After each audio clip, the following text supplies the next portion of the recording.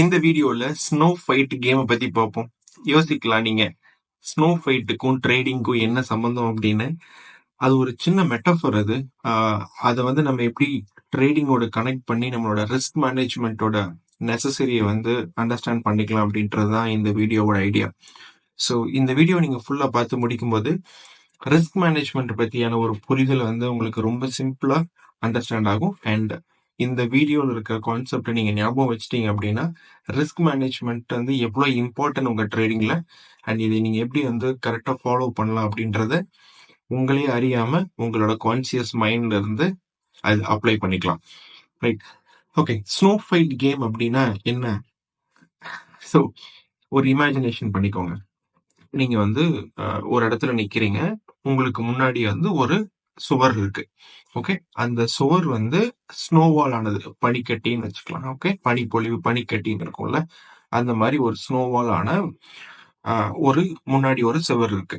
உங்களோட வேலை என்னன்னா உங்களை பாதுகாத்துக்கணும். அதுக்கு உங்களுக்கு இருக்கிற ஒரே ஒரு ப்ரொடெக்ஷன் உங்க முன்னாடி இருக்கிற அந்த செவுரு தான், ஸ்னோல இருக்கிற செவுரு. ரைட். ஸோ இது இப்படியே பாதுகாத்துக்கிட்டே இருக்க முடியுமா? உங்களுக்கு இதுல எதுவுமே பிரச்சனை வராது அப்படின்னா இங்க வந்து ரெண்டு விஷயம் நடக்குன்னு வச்சுக்கோங்க. ஒண்ணு வந்து ஒயிட் கலர் ஸ்னோபால் வந்து உங்களோட செவுத்துல வந்து அடிச்சுட்டே இருக்கும். ஓகே, ஸோ எப்பெல்லாம் ஒயிட் கலர் ஸ்னோபால் வந்து உங்க செவுத்துல வந்து ஹிட் ஆகுதோ அப்போ உங்க செவுரு வந்து கொஞ்சம் பெருசாகுன்னு அர்த்தம். மீனிங் அந்த ஒயிட் கலர் ஸ்னோபால் வந்து உங்களோட செவுத்துல அடிச்சு அப்படியே வந்து மிங்கிள் ஆயிக்கும், ஒட்டிக்கும். ஃபார் எக்ஸாம்பிள், இப்போ உங்களோட செவுரு வந்து ஒரு அடி இருக்குன்னு வச்சுக்கலாம், ஒரு அடி அகலம் இருக்குன்னு வச்சுக்கலாம். ஓகே, ஸோ ஒரு ஒயிட் கலர் ஸ்னோபால் வந்து அடிக்கும் பொழுது அப்படி அடிச்சு இது அப்படியே ஒட்டிக்கிட்டே இருந்து வச்சுக்கோங்களேன், உங்களோட செவுரு வந்து பெருசாகிட்டே இருக்கும். ஓகே, ஸோ அப்போ உங்களுக்கு என்ன கிடைக்குது? அந்த செவுத்துக்கு பின்னாடி இருக்க உங்களுக்கு வந்து அதிகமான ப்ரொடெக்ஷன் கிடைக்குது. ரைட், நீங்க பாதுகாப்பா இருக்கலாம். கரெக்டா? ஸோ இதுதான் இதோட ஐடியா. ஆனா எப்பயுமே ஒயிட் கலர் பால் மட்டும் வந்து மட்டும்தான் அடிக்குமா அப்படின்னா இல்ல. இன்னொரு பால் வந்து உங்களோட செவுத்துல ஹிட் ஆகும். அது வந்து பிளாக் கலர் பால்னு வச்சுக்கோங்க. அந்த பிளாக் கலர் பால் வந்து ஹிட் ஆச்சுன்னா உங்களோட செவுத்துல ஒரு பிரச்சனை ஆகும். என்னன்னா அந்த பிளாக் கலர் பால் வந்து அடிக்கும் பொழுது உங்களோட செவுரு வந்து ஓட்டையாயிடும். ஆர் உங்களோட செவுத்துல இப்படி இவ்வளவு சைஸ் இருக்குன்னு வச்சுக்கோங்களேன், ஒரு பால் வந்து அடிக்கும் போது அதுல இவ்வளோண்டு கொஞ்சம் சைஸ் வந்து அப்படியே கரைஞ்சு போயிடும். அதான் ஸ்னோல ஆனது தானே அந்த செவுரு, பனியில ஆனது தானே. ஸோ ஒரு பிளாக் கலர் பால் வந்து அடிக்கும் பொழுது உங்க செவுரு வந்து டேமேஜ் ஆகும்னு வச்சுக்கோங்க. இப்ப கேம் என்னன்னா நீங்க அந்த செவுத்துக்கு பின்னாடி மறைஞ்சு நின்னுக்கணும். ஓகே, அண்ட் காலையில இருந்து ஈவினிங் வரைக்கும் இந்த பால்ஸ் வந்து ஹிட் ஆகிட்டே இருக்கும் உங்களோட செவுத்துல. நீங்க ஃபைனலா அந்த ஈவினிங் வரும்பொழுது நீங்க எப்படி இருக்கீங்க? நீங்க வந்து ப்ரொடெக்டடா இருக்கீங்களா? அந்த செவுரு வந்து உங்களுக்கு இருந்துச்சுன்னா நீங்க வந்து பாதுகாப்பா இருப்பீங்க. அந்த செவுரு உங்க முன்னாடி இல்லைன்னா நீங்க வந்து ஆட்டம் காலின்னு அர்த்தம். ஸோ இதுதான் கேம். ரைட். ஸோ இதுல வந்து நிறைய பாக்குறதுக்கு ரொம்ப பிளைனா இருக்குல்ல இந்த கேம், ஆனா இதுல வந்து நிறைய வெரைட்டிஸ் இருக்கு. இது என்னன்னு யோசிக்கலாம். இது அப்படியே நம்ம ட்ரேடிங்கோட ரிலேட் பண்ணலாம். ஓகே, நீங்க அதே ஆள் தான். ஸோ உங்களோட செவருன்னு நான் சொன்ன பாத்தீங்களா, அதுதான் உங்களோட ட்ரேடிங் கேபிட்டல். அதாவது ட்ரேடிங்க்கு நீங்க வச்சிருக்கிற அமௌண்ட். சில பேர்த்துக்கு வந்து 10,000 இருக்கலாம், சில பேர்த்துக்கு வந்து 1,00,000 இருக்கலாம், சில பேர்த்துக்கு வந்து 1 கோடியா இருக்கலாம். ரைட், அது ட்ரேடிங் கேபிட்டல். அது அவங்களோட ரிஸ்க் பொறுத்து, அது அவங்களோட கெப்பாசிட்டி பொறுத்து மார்க்கெட்டுக்கு கொண்டு வர மணி. அதுதான் வந்து உங்களை பாதுகாக்கிற செவரு இனிஷியலா. அதுக்கப்புறம் அந்த பால்ஸ் நான் சொன்னேன் இல்லையா, அது எல்லாமே நீங்க எடுக்கக்கூடிய ட்ரேட்ஸ். ஓகே, காலையில இருந்து ஈவினிங் வரைக்கும், ஃபார் எக்ஸாம்பிள் ஒரு நாள் மட்டும் வச்சுக்கலாம், காலையில இருந்து ஈவினிங் வரைக்கும் நீங்க எடுக்கக்கூடிய ட்ரேட்ஸ் எல்லாம் அந்த ஸ்னோ பால்ஸ். இதுல என்னென்ன ஸ்னோ பால் இருக்கு, என்னென்ன கலர் இருக்கு? ரெண்டு தான். ஒன்னு ஒயிட், இன்னொன்னு பிளாக். ஸோ ஒயிட் எல்லாம் வந்து உங்களோட வின்னிங், பிளாக் எல்லாம் வந்து உங்களோட லூசிங் ட்ரேட்ஸ். அப்படி வச்சுக்கோங்க, ரொம்ப ஈஸியா இருக்கும். இப்போ என்ன நடக்கும்? ஒரு 100 ட்ரேடுக்கு நீங்க வச்சுக்கலாம் ஃபார் எக்ஸாம்பிளுக்கு. ஓகே, 100 ட்ரேடுக்கு ஸ்கேல்பரா இருந்தா மட்டும்தான் எடுக்க முடியும். பட் ஃபார் எக்ஸாம்பிள் இப்போ 100 ட்ரேடுக்கு நீங்க வச்சுக்கலாம். இதுல என்ன நடக்கலாம்? காலையில வந்தோடனே உங்க செவுத்துல இருந்து உங்க ப்ரொடெக்ஷன், விச் மீன்ஸ் உங்களோட trading capital X amount, XYZ ஏதோ ஒரு அமௌண்ட் அங்கிட்டு இருக்கும்ல, அதுதான் உங்களோட ட்ரேடிங் கேபிட்டல். அதுதான் உங்களோட செவரு. ஆரம்பிக்கிறீங்க ட்ரேடிங், முதல் ட்ரேட் எடுக்கிறீங்க. அந்த ட்ரேட்ல வந்து அவுட்புட் வின்னிங்கா லூசிங்கா உங்களுக்கு தெரியுமா? தெரியாது.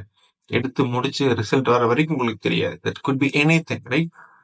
ஸோ ஃபர்ஸ்ட் பால் வந்து ஒயிட் பால்ல வரப்போதா இல்ல பிளாக் பாலா வரப்போதா நமக்கு தெரியாது. ஏதோ ஒண்ணு வரும். ஸோ வரட்டும்.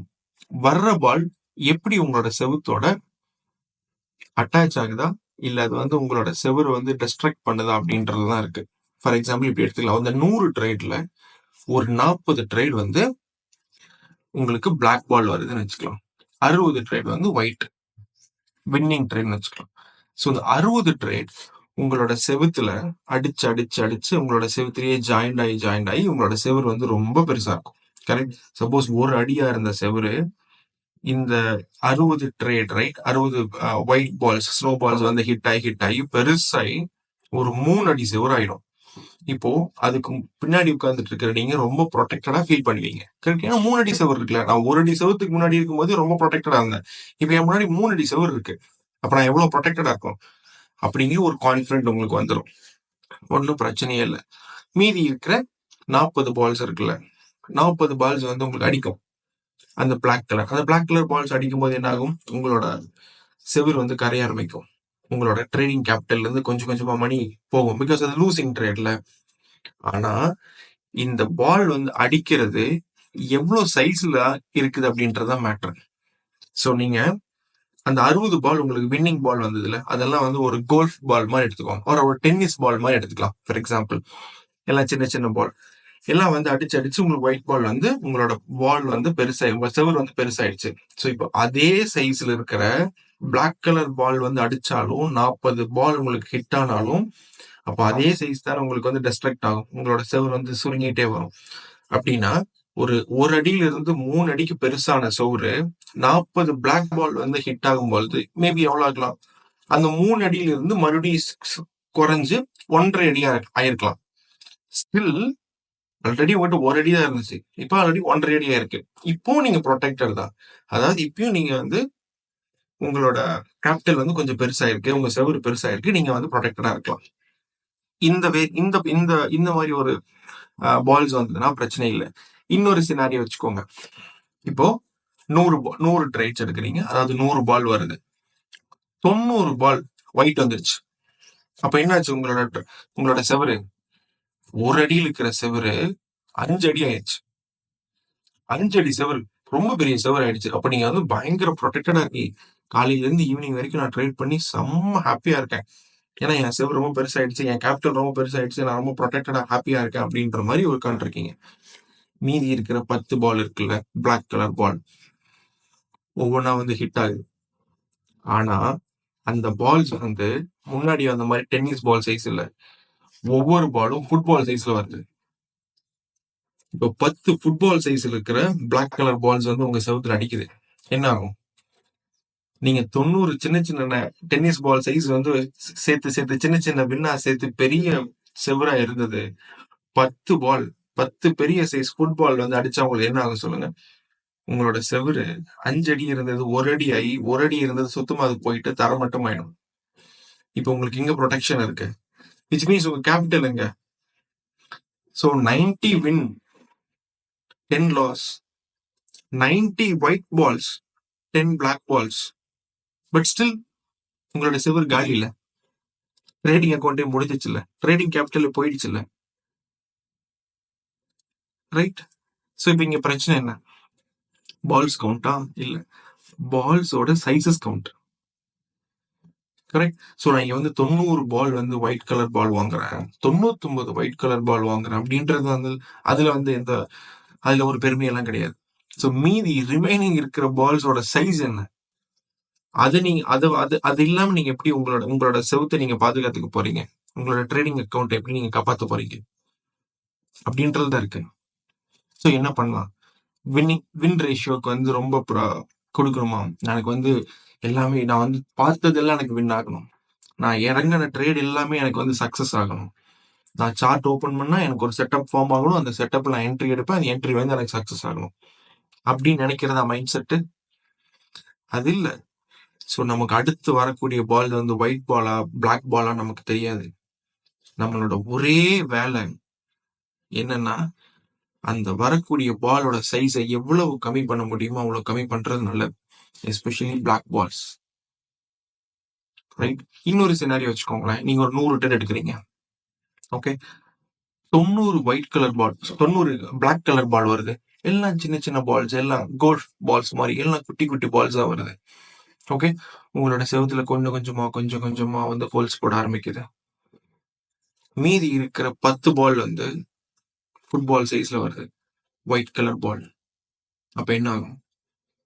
உங்களோட ட்ரேடிங் கேபிட்டல் கம்மியா இருந்தது கூட போயிடும். இது பால்ஸோட கணக்கு வந்து முக்கியம் இல்ல, பால்ஸோட சைஸ் தான் முக்கியம். Which means to put it very simply, உங்களோட வின் அதிகமா இருக்கணும். உங்களோட மீன் நீங்க வின் பண்ற ட்ரேடோட ப்ராஃபிட் அதிகமா இருக்கணும். நீங்க லாஸ் பண்ற ட்ரேடோட லாசஸ் வந்து கம்மியா வச்சுக்கணும்.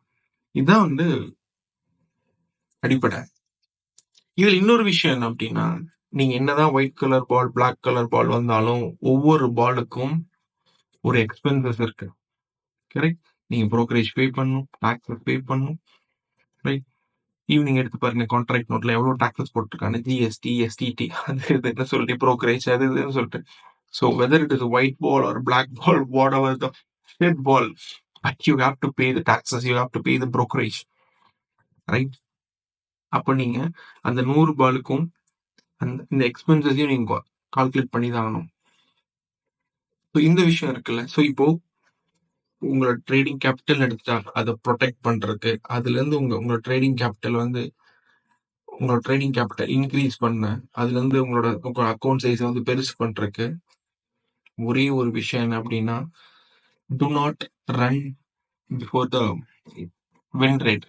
100 வின் வேணும், 90 வின் வேணும், 99 வின் வேணும் அப்படின்னு சொல்லிட்டு அது பின்னாடியே ஓடிட்டு இருக்காதீங்க.